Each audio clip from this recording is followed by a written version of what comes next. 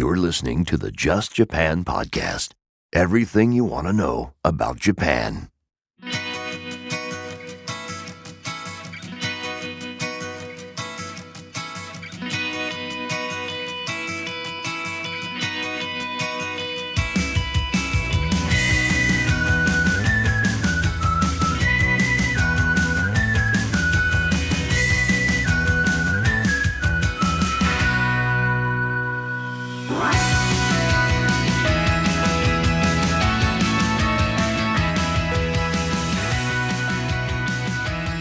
Hey there, folks, and welcome to episode number 150 of the Just Japan podcast. Everything you want to know about Japan. My name is Kevin O'Shea.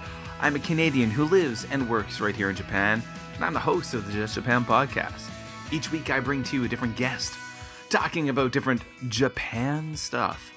And this week we're doing a follow-up episode. That's right. 148 was called Japan Myths, and a lot of you guys loved that episode. So I'm bringing back Jim Mullins, the most returningest guest. That's right, the guy's been here the most. He's coming back to do more Japan myths, and we're going to chat about some other Japan myths tonight on the podcast. And wow, it's 150, folks. Couldn't have done it without all of you out there listening. You're the reason why I make the podcast happen. You're it. It's all about you guys. So let's get on with the show. The Just Japan podcast is part of the newly formed Japan Podcast Network. If you want great Japan-related podcast content, head on over to japanpodcastnetwork.com. If you have a podcast that you think would complement the network, drop us a line. Head on over to japanpodcastnetwork.com and click contact. Follow us on Facebook, Twitter, and check out our master feed on iTunes so you never miss an episode. One more time, the Japan Podcast Network over at japanpodcastnetwork.com. All right, folks. So, of course, the Just Japan podcast can be found on all the major podcatchers. Just Google Just Japan Podcast. We're all over the place. Yeah, it's true. It's true. And, of course, check out justjapanstuff.com, the home of the podcast and all kinds of things. I just published a great article today all about beer in Japan. It's all about the major macro breweries in Japan. Asahi, Kirin, Suntory, and Sapporo. And what got me to write this article was basically I threw out a Twitter poll over at JLandKev.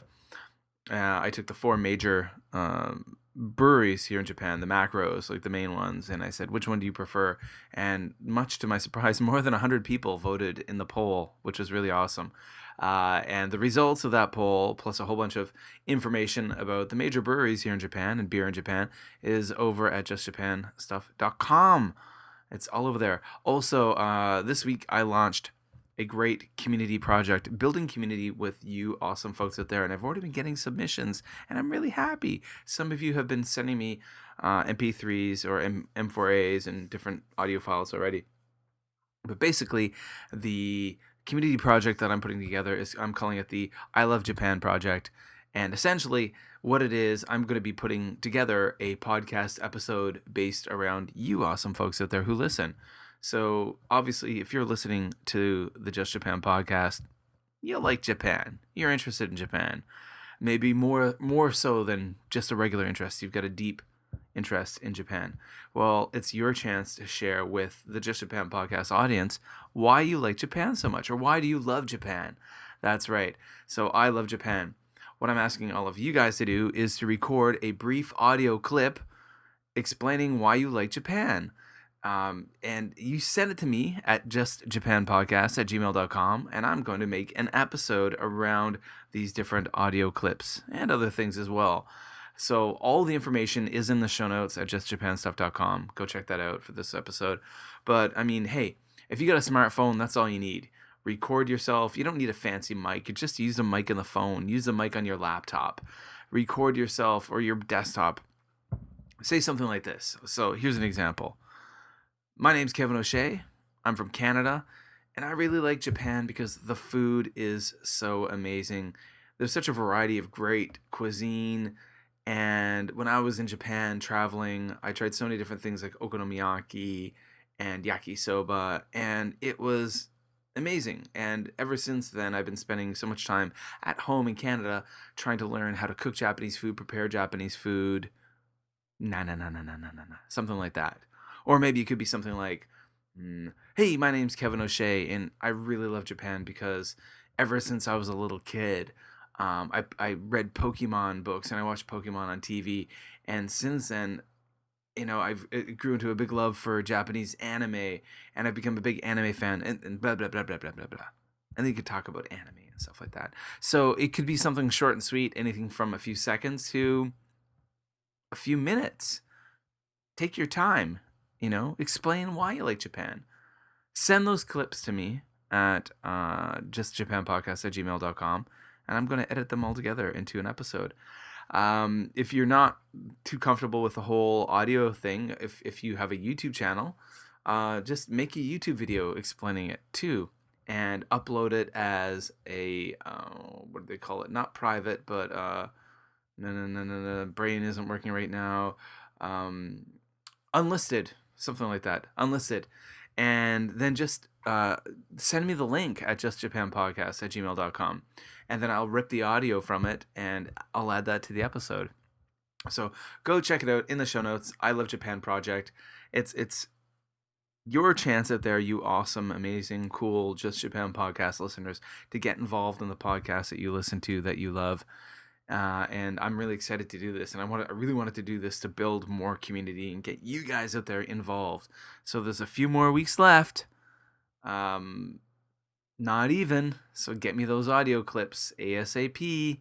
I think I originally said that March 31st would be the deadline. So hurry up. So Hanami season is upon us. Cherry blossom viewing time. Spring in Japan. It's good. I'm excited. I like this. We never really did have much of a winter, but we got a little bit more snow than in the past. But, here in Kobe, Japan, where I live, it's pretty winter light. So nonetheless, springtime is here. Hanami season is here, and I'm looking forward to getting out to do a little picnicking under the cherry blossoms with my wife and my kids. It's going to be cool. It's going to be fun. I've been extremely busy so far this holiday. I'm on spring holiday. It doesn't feel so much like a holiday. I guess it does because I've had a little bit more time to write and stuff like that. But yeah, I've been busy. Hanami parties are upon us. I've wrote about Hanami over on justjapanstuff.com. Pictures of flowers and things are there. Go check it out. And so hey, you know what? Jim Mullins joins us yet again for episode number 150 of the Just Japan podcast. Hey, 150, what a great number. It's Canada's 150th birthday this year. It's also the 150th birthday of the city, the port of Kobe, where I live right now. Cool. All right, Jim Mullins, Mully, back with us for more Japan myths. Let's do this.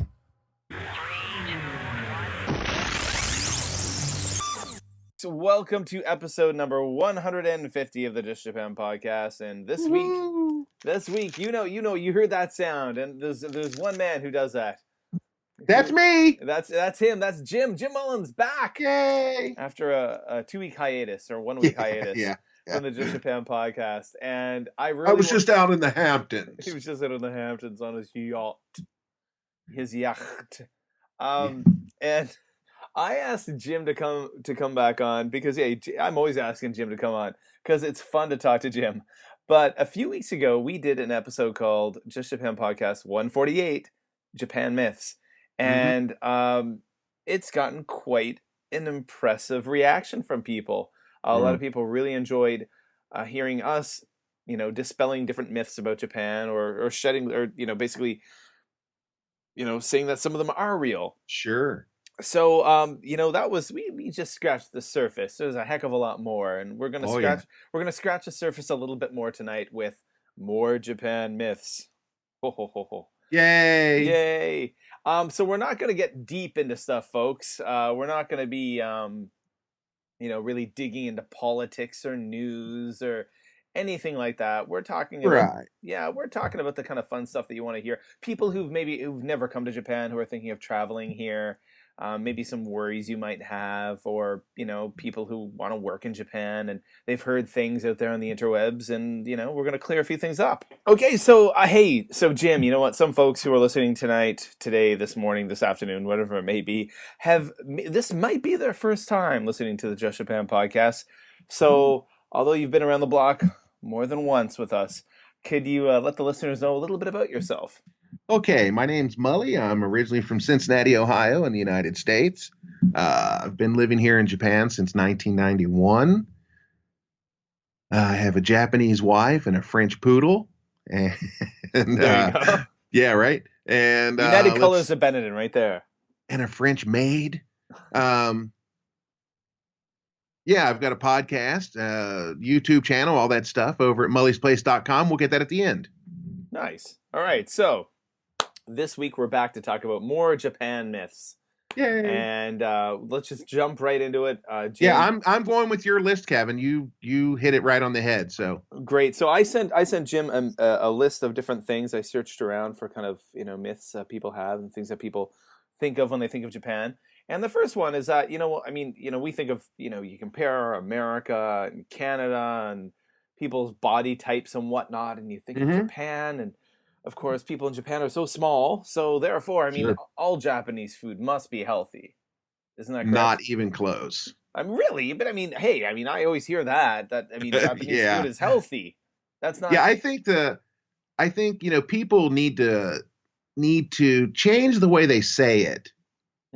If you say the traditional Japanese diet is healthy, yes, I would agree with that. I think so too. When you think of a traditional meal that gets served up, and my wife does cook quite often. My wife is an amazing cook, and she will cook these meals where I come home and there's a bowl of rice, a bowl of miso soup, a piece of fish, a salad, and two or three other dishes that are just vegetables. Yeah, and just enough that fills you up, but not make you full. Mm-hmm. So that is absolutely healthy. Yeah. But but they do have the. Yeah. Are there some foods that are not healthy?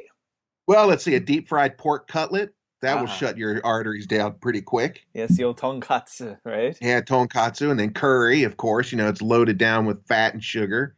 Was so good. And then you get a curry katsu. So tonkatsu curry with and rice. Okay, as a diabetic, rice is on the top of the list of things not to eat. Why is that? Well, because it's all carbohydrates. Yes. There's nothing beneficial in rice. There's really no nutritional value, is there? And I'm talking white rice. So genmai, the brown rice. Genmai would be healthier, yes. Yeah. But in reality, Japanese people don't consume a whole lot of genmai. That's true. It's really not common, is it? So, and it's expensive too. Yes, it is. Yes, yeah. I also thought of some different foods when I think of Japanese food that's not healthy. I think of ramen. Go to a restaurant, get ramen. It's so bloody delicious, but it just pools of fat. Yeah. It's noodles cooked in pools of fat. Yeah. There's so much oil and fat floating in that broth, which I enjoy drinking all of. And if you go and go to a yakitori shop, a skewer covered in chicken skins. Yeah.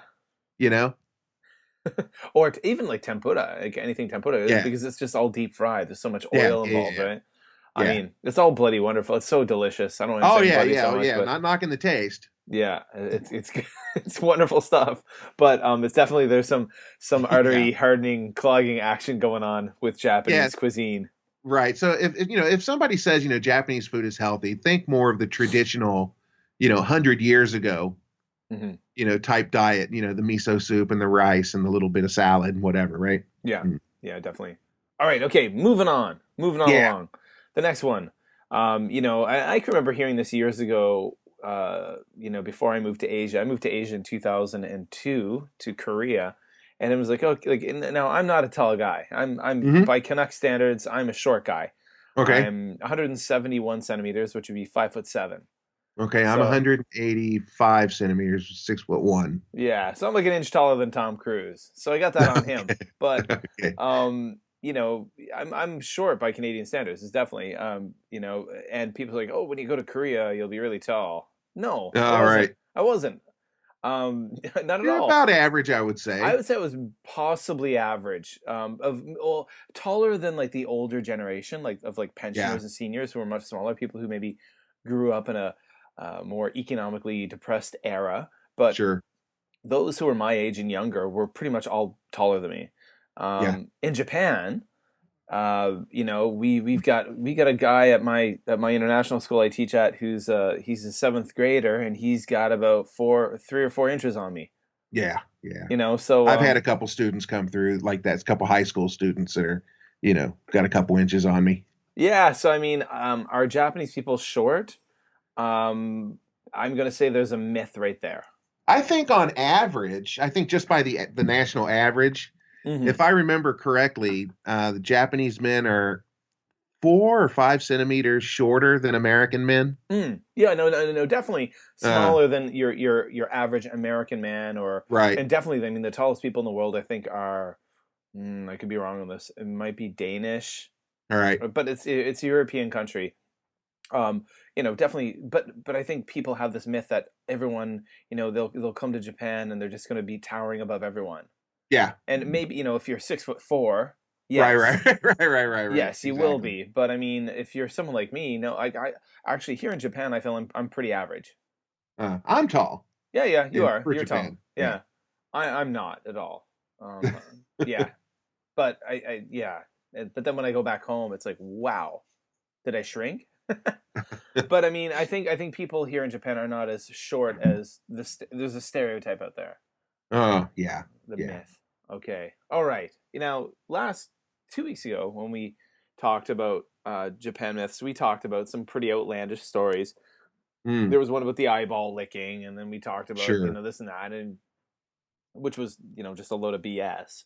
Right. And there is definitely strange behavior in Japan, but there is a myth out there that basically Japanese are inherently strange. Yeah. Like Like there's this just place some spawns it. it's just crazy. Like you'll see memes on the internet like where pictures of like some fat old Japanese man dressed like a schoolgirl and it'll be like, Japan weird since 1981 or something like that, like Yeah. Right. Yeah. Yeah. I've seen those. so what are your thoughts on that, sir? Um, there's weird stuff that happens here, and I think because the place is so small, there's more chances of seeing that kind of stuff Hmm. because everybody's not as spread out as we are back home. Yeah, that's an interesting point, and that's something that's come up before in the past when I've talked to people. I mean, you say the place is small, and geographically, Japan is small compared to America or Yeah, Canada, yeah, but it's got a big population. yeah. Over 100 But million. because of the mountains, everybody's down in the valleys, right? So Exactly. all that population is pushed down into one area, And or where, several areas. yeah.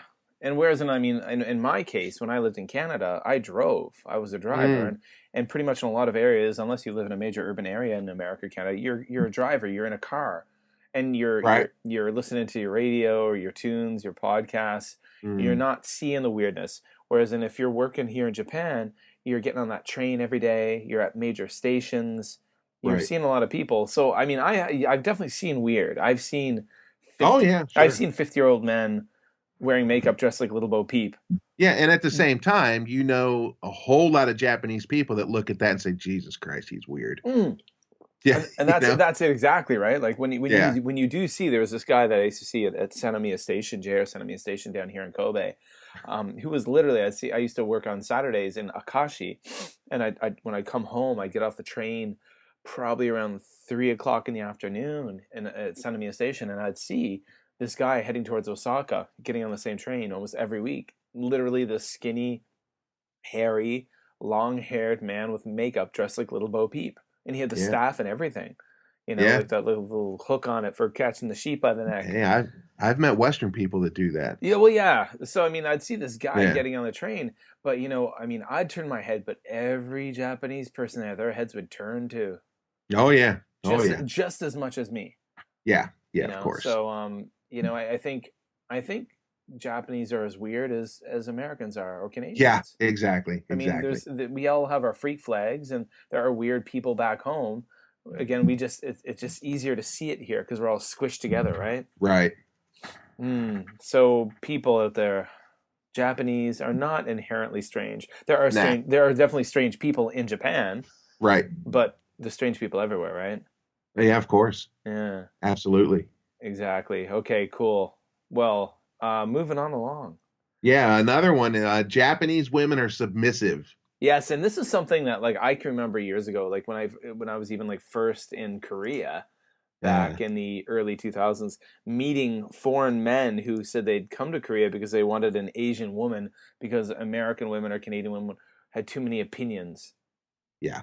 And so Japanese women are submissive, and I guess this is a myth that's gone on for a long time. Maybe Uh, I don't know if I hear about it so much now, but in the past, even like when I was young in Canada or as a teenager, young adult, I would hear this.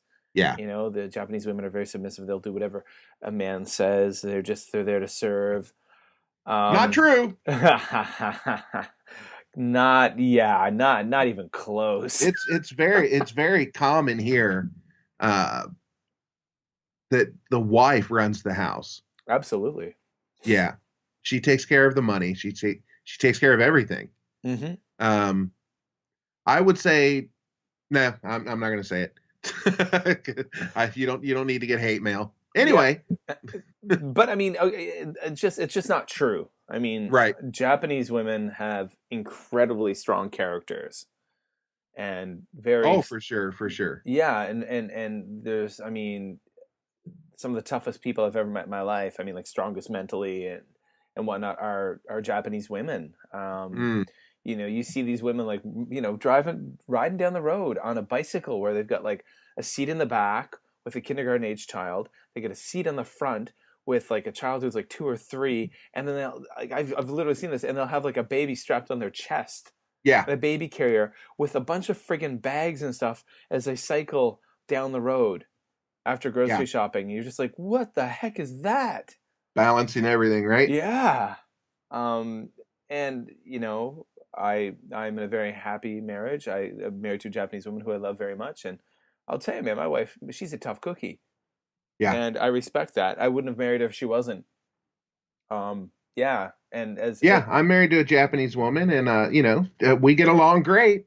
You know, we don't have, it's not like she bosses me around or anything, mhm. but yeah, her, I take what she says is very seriously. Oh, so do I. Yeah, exactly. And I think I'm a pretty good husband. I try, my best, but if I'm not trying hard enough, it's Right. it's clearly let known to me. Yeah, so I mean, at the end of the day, guys out there, if you're thinking you want to come to Japan because the women are submissive and you're gonna find yourself a little lady who will do whatever you want. No, Yeah, think twice. think twice. Doesn't work that way, huh? Okay, all right, moving along. Uh, when you were back in the States Uh-huh. as a Ute in the Yeah, when I States, was a Ute, when you were a Ute, when we were two Utes were, back in were North you American. were you watching My Cousin Vinny Yeah, today I or know. I something? hit the two Utes. No, I don't know. That did just for some reason did pop into my brain though. I Okay. did think of my cousin Vinny. I don't know why. The Utes. Um, I know growing up in Canada, I mean, I grew up in eastern rural Nova Scotia, and I mean, we didn't have Japanese restaurants where I was, and you would have like this like generic Asian restaurant, like Right. a Chinese restaurant that was run by Vietnamese people who would serve like Chinese cuisine, Vietnamese cuisine, and I'm using air quotes now. You Sure. guys can't see that. Japanese cuisine, and it would be like, what would your Japanese food be? Teriyaki chicken. And I like, you go to the supermarket and like, what was it? The Taste of Japan, international flavors, teriyaki sauce. And I was just think, wow, man, like Japanese people just must eat teriyaki everything. Yeah, And right. I liked it. Don't get me wrong, I enjoyed it. Um, but once you get to Japan, is that really the case? Is Yeah, you don't see much teriyaki, do you? No, you don't, do you? At all? It's I mean, we certainly don't have a bottle in my refrigerator, and I've been living in Japan now for almost 9 years, and I could probably count on one hand how many times I've eaten anything teriyaki flavored. Yeah, I don't think we've got anything. I don't think we've got teriyaki sauce in our fridge either. It's not common, is it, in Japan? No, no. I know McDonald's does have a teriyaki burger. But I think that's not a common all the time thing, though, is it? That's just kind of a. No, no, no. That's a regular menu item. Oh, is it okay? Yeah, Okay. yeah, yeah, yeah. But normally when you go to restaurants, like Japanese restaurants, you don't see teriyaki on the menu. No, I mean, yeah, it's not common. no, not at all. So Not there at you go, folks out there. Teriyaki is not the taste of Japan. It's No, not it isn't. not common at all. Not even close. I mean, it's good, but it's. Right, exactly. And I can remember even like my wife saying that, like, just kind of shaking her head, like when my wife had lived in Australia before we met, and she was just like, everyone thinks that Japanese food is teriyaki. She's like, we don't eat teriyaki. right, right, right, right. Yeah. So hate to burst bubbles, folks, but I mean, again, teriyaki is good, but there's more wonderful stuff over here. Yes, Even more. way more. Way more. So come to Japan and eat food. I know a lot of people actually do that. Okay, moving along, myths, myths, myths, and this is something I hear all the time. I even heard it like in this past week on my on the Just Japan Stuff Facebook page. People Uh-huh. talking about this. People saying, "Yeah, I want to," who Ah. converse with me in English very fluently, but they're like, Yeah, right, right, they're right. like, I wish I could get a job, or it's easy for you guys to talk about teaching in Japan, but I'm not American, so I can't teach in Japan. Yeah, false, I'm not a Canadian, so I can't teach in Japan. false. So the myth was only native English speakers can get jobs in Japan. So Yeah, I not guess true. we both work in the education industry, so let's focus on that one. Okay, well, I actually worked with a girl from Sudan. Hmm. Yeah, Oh wow, really? Wow, cool. yeah. She's been at the school for oh God, I hope she doesn't hear this. 2 years, a year. Mhm. um, very nice girl. Obviously, I would assume she's got a native tongue Mhm. because her English does have an accent. Yeah. But I tell you what, I used to work with a guy from Scotland that So did I. and So that's did I. native I know. English speaker, He's and probably not. I couldn't understand a word that came out of his mouth. Yeah, we I've been working for years with a guy from Scotland, and he's the brunt of many a joke where people are even like, Yeah. every year we meet him, his English is getting better. Yeah, this Yeah. guy, he talked like he had a sock in his mouth. Like you couldn't understand a word that he said. I swear to God, every time he would say something, I'd be like, "What? Huh? Could you repeat that?" Oh yeah. So okay, so it is a myth, folks out there. I mean, um, in like okay, so when I moved to South Korea in 2002, and at that point, there was something called an E2 visa, and that was a teaching visa. And you actually, at the time, you had to be from, and this has come up in the podcast before, maybe even conversations with you, you had to be from Hmm. either America, Canada, the UK, Australia, New Zealand, Ireland, or South Africa. Oh, 7 countries. And they were the only 7 countries you could be from to get a visa to be an English teacher. okay. So if you didn't have a passport from one of those countries, you couldn't even apply for a teaching position. Oh, Um, and it was very much so like they wanted only native English speakers. Um, Japan is very different. I think Japan is if your English is good, um, you've got a good chance. yeah. I mean, I've worked with people who are from the Philippines, who are from Sweden, uh, Nigeria, Well, what? Well, France, and Kevin, let's hit a little Germany, closer to home. hmm What about what's the French part of Canada? Quebec. Quebec. I had a friend here from Quebec that English was his second language. Yes, I have a friend down here in Kobe, same situation. Yeah, Yeah. he's an So English teacher, and French is his second language. I mean, sorry, English and is with his second him, language. plurals did not exist. Okay. You know, like he would, he would say man instead of men Mm, or woman instead of women. And he's teaching English. yeah. So I mean, I've just worked with so many people over the years who were not native English speakers. Now, what I will, there was a guy I was having a bit of a back and forth with this week on my Facebook page, or for the podcast. I said, now, now that I've let you know that you don't have to be a native English speaker, that does open doors to you, and maybe you've got incredible English, but that alone won't get you a job in Japan No. because it's incredibly competitive, Right. even for the low-paying salaries of teachers. Right. Because I mean, a typical salary for if you're coming over here starting off as an ALT working for a dispatch company to be honest, it's atrocious. It's horribly low. I think if you listen to the ALT Insider podcast, James has brought that up before, and other places. It's the salary here has not changed in 20 years, That's 25 true. years. That is true. I can vouch for that because I've been here since 1991 and it hasn't changed at all. Yeah. And obviously life has gotten more expensive in those years. Yeah.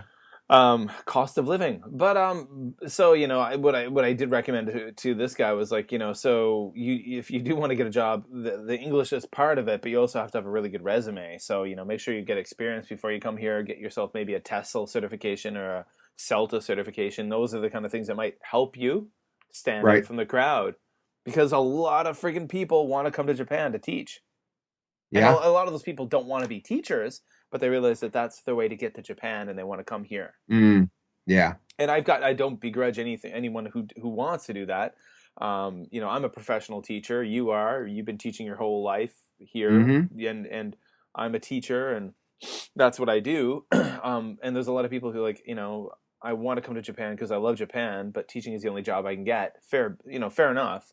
Right. But because there are so many people in that position, it's really competitive. Right. Right. So you gotta stand out from the crowd. You gotta have really good English, but there's gotta be more to it than that on your resume. Yeah. Yeah. Okay. Moving along. What do you got next there, Kevin? I tell you what I got next. A lot of people say this to me. I get a lot of messages from people who say that they would love to come to Japan, but they don't speak English. Sorry, they don't speak Japanese. Speak Japanese, right? And actually, I just thought of another one I want to talk about after this related to teaching. A lot of people say, I don't speak Japanese, so I'm nervous about coming to Japan because I heard it's really hard to get around in Japan if I don't speak Japanese. Okay, well, here's my thought on that. Mm-hmm. Yes and no. Yeah, it's difficult because you don't speak the language, but it's not impossible. It's not something that's, I mean, I don't know, if you're an anxious person, it might be really, really tough for you. Okay. Yeah. But it's life isn't always butterflies and puppy dogs, right? You gotta put yourself up against some challenges sometimes. It's not impossible. Yeah. And it's not really all that hard. Mm-hmm. But I mean, there's some difficulties, but for the most part, I mean, I would say just getting around's not a problem. Going shopping, stuff like that. I would say the time that would put you into stress, and that's for me, and it would even do that to me now.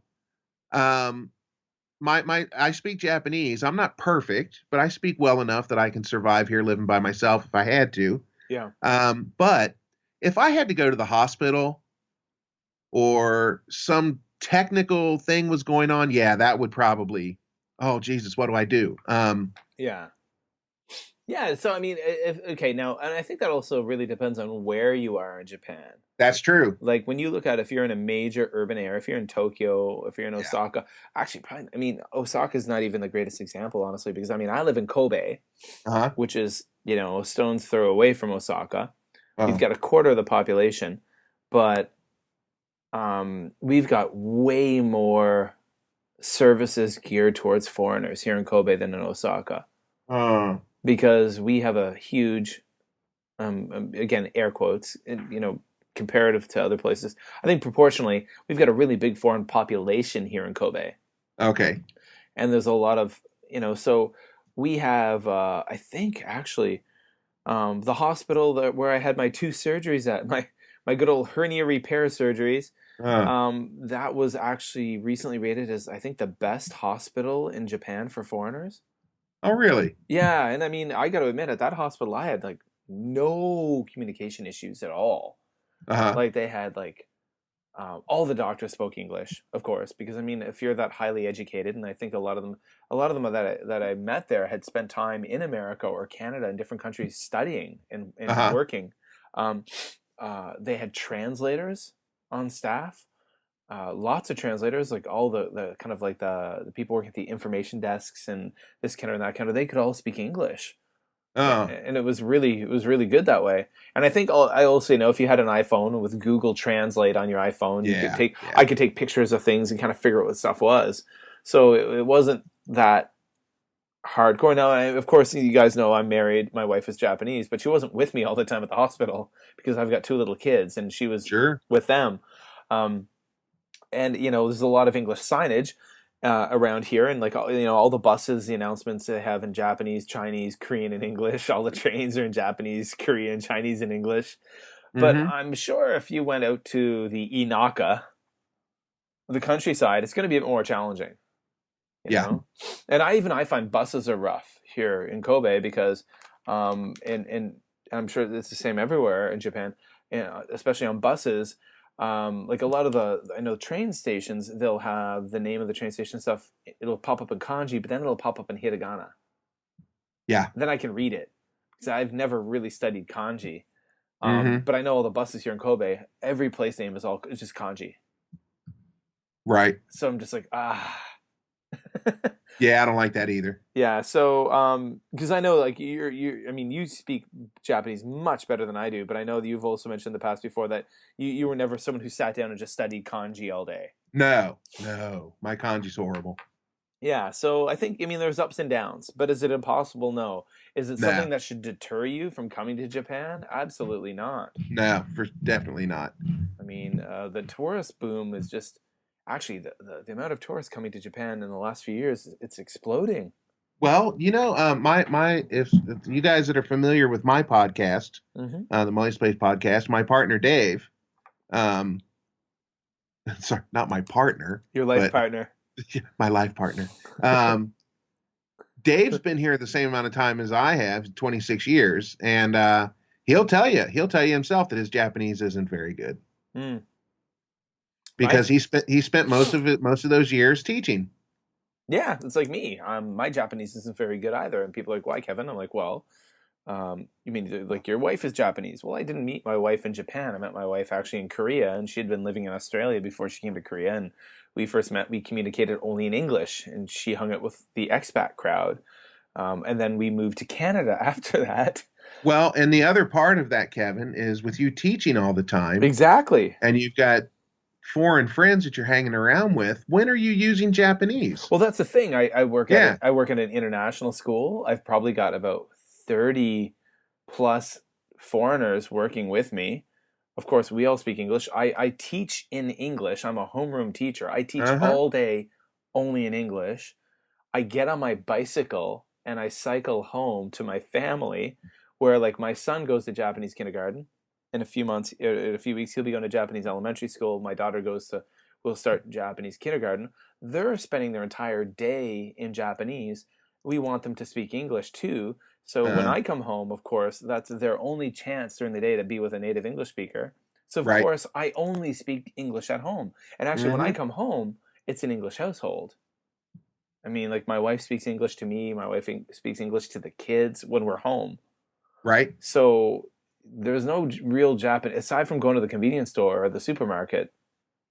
I live in Japan, but I'm not using Japanese, and it's true. Uh, And I know some people. There's a lot of air quotes controversy about this, and people are like, "Well, how can you live here for so long and not learn the very, language? Isn't that very disrespect?" easy. Yeah, exactly. It can be very easy. Very easy. And I mean, if all you guys out there who follow me on Facebook, on Twitter, and on listen to the podcast and stuff, you know how busy my life is. I normally work 6 days a week. I've got a 3-year-old and a 6-year-old. Um, I'm making this podcast. I'm doing all the writing stuff, this and that. I'm always, if I'm not with my family, I'm making stuff. Right. I'm not sitting down with my nose in the books. You know. But yeah, hey, And it's very easy to let the years pass, you know? mm-hmm. Isn't it? Isn't it? Yes. Just happens, huh? You're like, hey, wait a second, how'd that happen? Wow. I've been Yeah, here this long, huh? yeah, exactly. Um, I was supposed to. The original plan was I was supposed to come to Japan for 2 years. That was 9 Yeah. years. That was I 9 years. was I was coming for a year. Yeah. Well, I was coming to Asia for 1 year. That was in Mm. 2002, and you got me beat. Yeah, right? You came to Asia for a year in 1991. Yeah. Yeah. Yeah. Um, wow, time does fly. Yeah. Okay, so that actually kind of I was jogged I something. was I was 23 when I got here and I just turned 49. Wow. So I had a wealth more of experience back home because I was 26 when I came to Asia. Uh So I had 3 more years yeah, back home. well, yeah, if you think about that, like I said, I came here when I was 23. Hmm. So basically my entire adult life has been here. Aside from a couple of years, yeah, Yeah. yeah, crazy, huh? Most of mine too. I don't think I could live in America. Uh, I don't think I would fit. hmm, interesting, huh? Uh, There's a whole other podcast yeah, right? episode right there. Actually, that's one I would like to talk about sometime. Yeah, Kind of that is a reverse good roles. one. Yeah, that's a good one. Okay, but what I was thinking of when we talked about this, we transitioned from being in, only being able to find work as a native English teacher. I've heard people say, I know you've heard this too in emails and messages and YouTube comments. People are like, I want to teach English in Japan, but I don't speak Japanese. Yeah. Well, and that's any school will be glad to hear that. Mm. They prefer that you don't speak Japanese in class. Bing, bing, bing, bing, bing. That's Uh, it, everybody. you're here to teach English, not speak Japanese. And now, you know what? Over the years, I've met people who just use their time in the English classroom to practice their Japanese. Yeah. And now you jump back and you say, like, as if I'm a Japanese parent, I'm spending a buttload of money Yeah. to have my kid go to, say, like an eikaiwa or a private English school or this or that, or a international kindergarten to Uh, learn English. And I'm paying all this money because I want them to be with a native English speaker or a foreign English speaker who speaks English very well. The uh, last thing I want them to do is to be in a room all day with that foreigner speaking Japanese to them. yeah. That's not what Yeah. I'm paying for. I want my kids to learn English. Exactly. So, folks out there listening, if you're worried that you won't find a job teaching English because you don't speak Japanese, you should not be speaking Japanese in your English classroom. Uh, That's not what you're there for. Now, sometimes it's going to help you for sure, right? Like when you're in a classroom, the kids like say something and you need to translate. They need a yeah. translation. Um, Even like my own son will be like, "Daddy, what's da da da da da? What's nani nani in English?" And it's so funny. It's just recently been clicking with them. Where when I say I don't speak Japanese very well, but I've been here for 9 years, so I actually understand a lot. Right.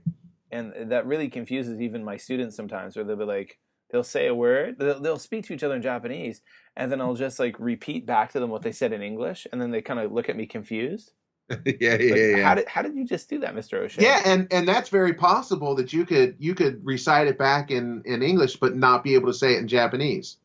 That's actually the situation with me. I wouldn't be able to Uh, respond to them in Japanese. uh, Um, that happened. I can remember even just like a couple of years ago, being in a staff room at my school and having a Japanese colleague, former colleague of mine, come into the teacher's room and sit down with another Japanese teacher and start complaining about me mm, right in front of me, thinking that I didn't know, and I completely knew. And I looked at another, foreign teacher, and I said, I can't believe she's saying that. Did you hear what she just said about me? And I left really angry. And then that foreign teacher looked at this Japanese person and said, "You realize that Kevin knew exactly what you just said about him. He understands everything you just said." And uh, she was like mortified. And the same, by the way, the same will flip around on that one, guys. Here in Japan, you'd be surprised at how many people speak English yeah. or how Yeah. many people understand English. Maybe they can't speak it, but they understand it. Yeah. So Yeah. You got to be careful. when you walk around blabbing on in English and maybe saying rude things or In disrespectful in things. in my younger days, a friend of mine was visiting, and he wanted to ship something home, so I took him to the post office. Mm-hmm. And we were in the post office, and I was full of myself. And this is one of those Donald Trump moments, grab him moments, right? There was a cute girl in the post office, Okay. Yeah. and I said some crude things, guy talk, Yeah. trying to be cool. I said some crude things about oh, nice butt, stuff like that. And he said something about what is this safe going across, and she turned around and she said, they'll insure it for you. And I was like, oh my god, she she understood every single word that came out of my mouth. Yeah. I had a horrible experience back in like 2003, maybe. I think I've shared this story on the podcast before. Sitting in a restaurant in Korea, myself and this one other Canadian guy, we came in and there was sitting at the next table two women, maybe in their late 20s, and one of them had a baby. They were both very attractive women. Looked Korean. They were Asian. I'm not sure exactly, but we assumed they were Korean. And my coworker started like saying stuff like, "Hey, mother, want another?" Kind of really Sure. horrible, crass things. And even I was like feeling really awkward. I'm like, "Dude, don't talk that way. Don't talk that way." He's like, "Yeah, no one here understands English." Da da da da da da da.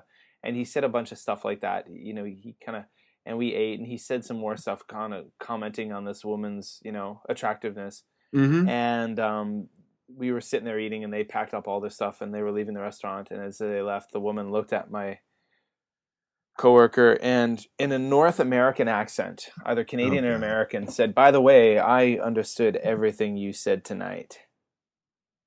Just Lovely. like that. Just like that. And then walked away. And it was like, clear she wasn't. She was. I mean, she was. Yeah. It was horrible. I mean, I didn't say any of the things, and I wanted to jump out the window. Yeah. Well, just and I would like to reiterate here that I was young and stupid, and it's not something that I do anymore. Of course. And young guys do that stuff. Oh, and I mean, I was at the time like my coworker who I was with, I think was like 21 or 22, fresh out of university, and yeah, there you go. And I would never hang out with someone who would talk that way. Right. My ripe old middle age. So you don't need Japanese to teach, and No. You never know who can speak what, so always be careful. And that's got nothing to. That's not a myth, that part, but just some advice. Right. Okay, so people who are thinking of traveling to Japan, some people. Here's another myth. They're worried that there's a lot of etiquette in Japan, a lot of cultural etiquette, a lot of cultural rules. Hey, I've never been to Japan before. I want to travel to Japan, Molly. But I'm really worried I'm going to offend everyone because I don't know the etiquette. Do I need to worry about this? Nah, not really. Stay away from the big things. Like they'll tell you. They'll tell you if you're doing something wrong. Like if you're one thing that I see a lot of people do right out of the gate that gets stamped down real quick is when you're eating and you stick your chopsticks down in your rice. Yeah. You stand them up in the rice like you're going to get up from the table or something. You stick your chopsticks down in the rice and they're standing straight up, and you get up and walk away from the table. Yeah, they'll let you know about that real quick. And by the way, guys, out there on JustJapanStuff.com, I recently wrote an article all about chopstick etiquette. And go ahead and tell them, Kevin. Yeah, no, but I mean that's the whole thing is that like that's that basically it looks like when what are they called, the butsukan? No, at the funeral. Yeah. So when someone dies at a funeral, it looks like the incense sticks. Yeah. Or in their home little Buddhist.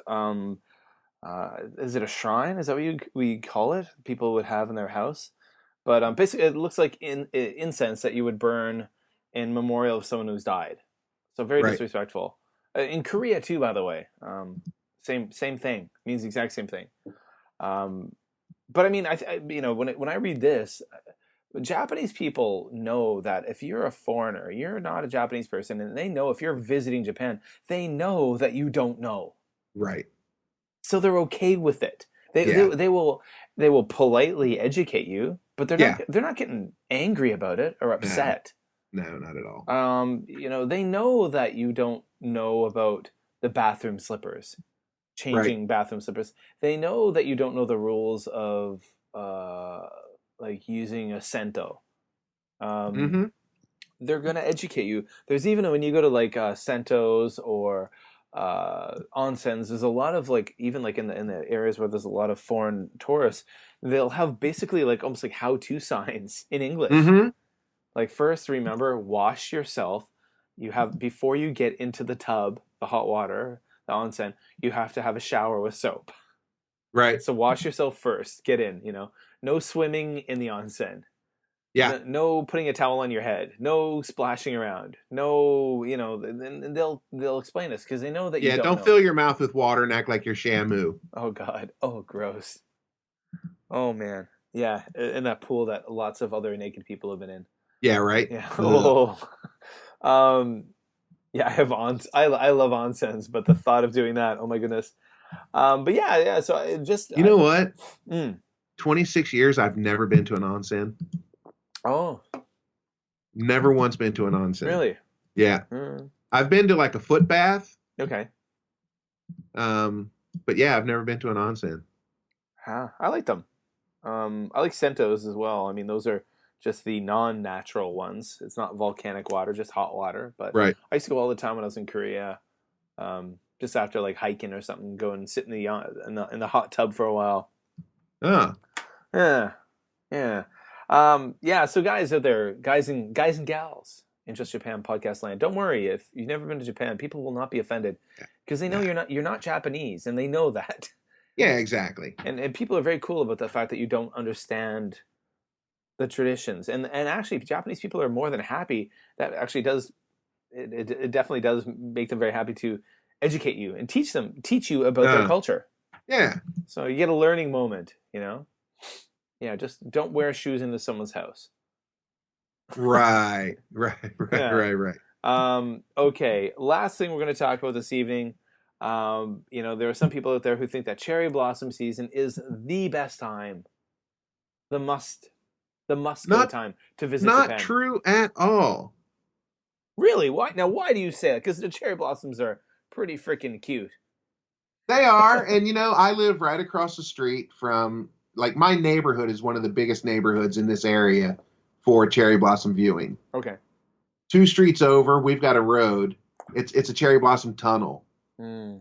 And it's gorgeous. It's just right. It's two streets up here, and right across the street from my house, there's a huge cherry blossom tree. So I get to see them every year. I'm a little spoiled that way, I guess. But spring, not necessarily the best time if you've got allergies. Oh, it's really rough, by the way, right now with my family. My family's having a hard time. Yeah, and Tomoko is too. I mean, her eyes are just itching and her nose is running, and yeah, if you've got any kind of pollen allergies, yeah, you don't want to be here in the spring. Yeah, my wife Maya is having a hard time. She's having to take medicine every night before she goes to bed, and my kids are both having a rough time. And for me, it's touch and go every day. Yeah, and as beautiful as those sakura are, I would say they've got some competition of the leaves changing in the fall down in Kyoto and bingo. That's exactly what I was saying. Like as someone I enjoy like nature photography, and photography is a hobby, and I mean I like taking pictures of those flowers. But at the end of the day, to go to Kyoto to a shrine when the momiji, the maple leaves and the leaves are changing colors. Right. The photo, I'm going to admit, I mean, I like Hanami season. I like the cherry blossom season. But I personally prefer the fall season when the leaves are changing. As someone who likes taking pictures, like to get up in the mountains, to take photos of the maple trees, and like to go to somewhere like Kyoto or just a shrine where they've got like the maple trees changing colors. Man, those are amazing photos you're going to get. Yeah. Yeah. It's good stuff. Yeah, and fall's, really nice weather. Summer, I wouldn't recommend coming here in the summer unless you like hot, sweaty, lethargic, sweat. Wet, hot, humid, sweat. Humid, Jesus, man. It's so humid here, Tarzan would sweat. Yeah. Yeah. The fish sweat. Yeah, right. It gets that bad here in the summer. Yeah. So there you go. And I mean, even winter, like when you think about it, like if you're someone who enjoys like skiing and stuff, you're in Nagano and Hokkaido, that's gonna be like if you're someone who enjoys winter recreation, you're in heaven, Right. you know? Or what is it? Those old those traditional farmhouses with the really the steep triangle roofs. There's Ishikawa. No, what do they call those? Oh, Ishikawa I stuff. don't know. But you know, there's like these like, different areas in Japan, kind of like these traditional areas, like up in Gifu Prefecture, where they have like these traditional houses that in the winter people love to flock to because of the beauty in these like villages with the snowfall on them. Uh-huh. So I guess there's something in every season. I think we both agree we both don't like summer. No. But I mean, Hanami season, the cherry blossom season is wonderful, but it's not the season, the best time to come. In my opinion, I think fall is the best time. Yeah, I'd say that too. Just because of the comfort levels, like with the temperature, it's more Yeah. comfortable, and then the beautiful the momiji, the maple leaves changing color. It's great stuff. I mean, Yeah. I know maple leaves change color in all northern hemisphere countries. It's pretty spectacular where I'm from in Nova Scotia, Canada. But you don't have a 2,000-year-old shrine in the Yeah. photo Yeah, right, to right, go right, with it. right. Yeah, yeah. All right, cool. Well, so there we go. Some more Japan myths. Yeah. Shot down in flames. Ah. Okay. Or So, Jim, where can people yes, sir. find you on the interwebs? Well, if anybody wants to find me on these interwebs, that go to www.mulliesplace.com. All links to everything, iTunes or not iTunes. I've got iTunes open in front of me here. Uh, Facebook, Vine, Twitter, Instagram. The podcast is there. YouTube, everything. It's all there. www.mulliesplace.com. Nice. I'm wondering, are there going to be any more podcasts in the near future? Dave and I have been talking, and it's just a matter of us getting together. That's all it is. Nice. There have been a couple times where we almost had it, and something happened. Oh, we can't do it today. Right So, well, hopefully in the near future, you guys can hook up and connect. Yeah, I don't think we've done one since what, November? It's been a long time. December? Yeah, it's been a while. I don't think we haven't done one this year, that's for sure. Wow. So yeah, we need to get on that. You do. Dave, if you're listening, which I'm sure you're probably not, but if you were, get on it, man. All right. Well, that does it for episode 150. Thank you, Jim, for joining us for more Japan myths. Well, thank you for having me, Kevin, and thank you, listeners of the Just Japan podcast, for having me back too. All right, Jim, thank you so much for coming on the podcast yet again. And like Jim mentioned, go over to mulliesplace.com to find out all the linkages to his stuff. And go over to justjapanstuff.com for those links that'll be posted there and stuff we talked about in the episode. Wow. So there we go, folks. 150 episodes in the bag. So busy time of year comes up ahead of us. New school year begins. I've got some big announcements to come in the future. Some big changes going on with the old Kevin Meister here. In the near future, I will let you know more about those. But one big thing that you've already heard about is the Japan Podcast Network. And that's something that myself and James from the ALT Insider Podcast and Tim from Disrupting Japan Podcast have started. And we're basically trying to build community, a podcast community, a community where Japan content creators, podcast content creators who make quality podcasts on a regular, consistent basis can team up and help each other, support each other, and help each other grow our content and entertain you awesome people out there. So this is something that is just kicking off. It's starting with 3 of us, and it's soon going to be bigger. Believe me, it's going to be bigger. Like I mentioned earlier, the Just Japan Podcast is part of the newly formed Japan Podcast Network. If you want great Japan-related podcast content, head on over to japanpodcastnetwork.com. If you have a podcast that you think will complement the network, drop us a line. head on over to JapanPodcastNetwork.com and click Contact. Of course, follow us on Facebook, Twitter, and check out our master feed on iTunes so you never miss an episode. All those links will be over on JapanPodcastNetwork.com. So check it out, guys. This is a new thing. You're going to be definitely hearing more about it. You'll see more about it on the social media and all that stuff. And speaking of social media, of course, you can find me on Twitter at JLandKev. I'm very active there, tweeting a lot of Japan-related stuff.